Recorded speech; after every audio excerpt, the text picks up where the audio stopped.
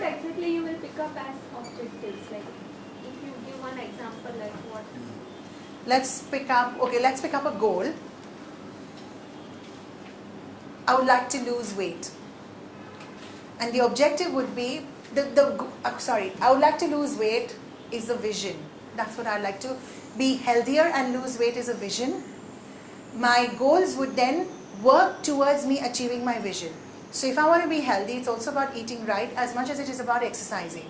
So my goals would be, my short-term goal, let's say, would be within the next 2 months, I would lose 6 kilos, is my short-term goal. My longer-term goal being within 6 months, I would be down by 12 kilos, just by way of example. Now, my objectives would be, they're going to be smart and measurable. They're going to be realistic. So I'm going to say, for the first 6 weeks for the first month that I want to lose, 2 months that I want to lose 6 kilos, I'm going to join a gym. I'm going to try to lose 4 kilos in the first, 1 kilo a week. I'm going to meet a dietitian, get a diet plan, and then smaller is how I'm going to execute the diet plan. Just getting a diet doesn't work. You also need to be able to source the source the food items that you need to cook, make those arrangements. All these are smaller objectives. All these add up to your achieving your goal, which will help me achieve my final vision. Because each of this can become a stumbling block. And everything needs to be hand in hand. And the smarter one would be, which is realistic. So 1 kilo a week, maybe it is realistic. It is measurable, 1 kilo. I know that. It is specific, it is measurable, it is achievable, it is realistic, and it is time bound. I have my period. That's a smart goal. Not every single goal ticks every one of the SMART, but you try and fit in and do that. This is just a very general, everyone maybe can relate to it.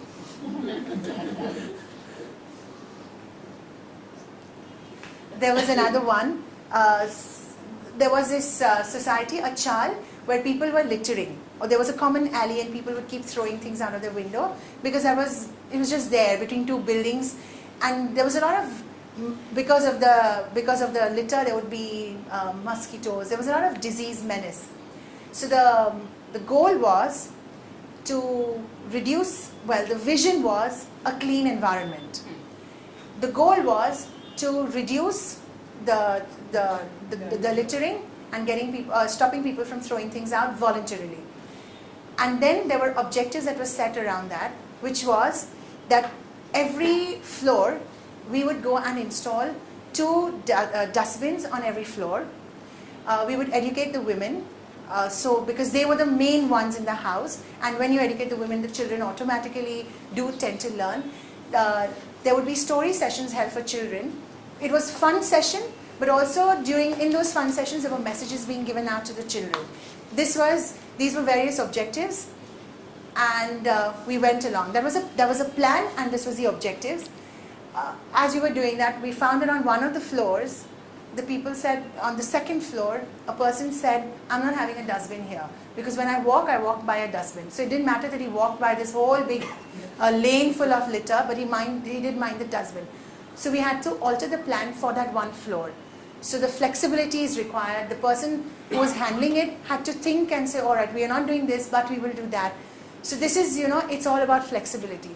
And the person we had buy-in from this person who was a volunteer.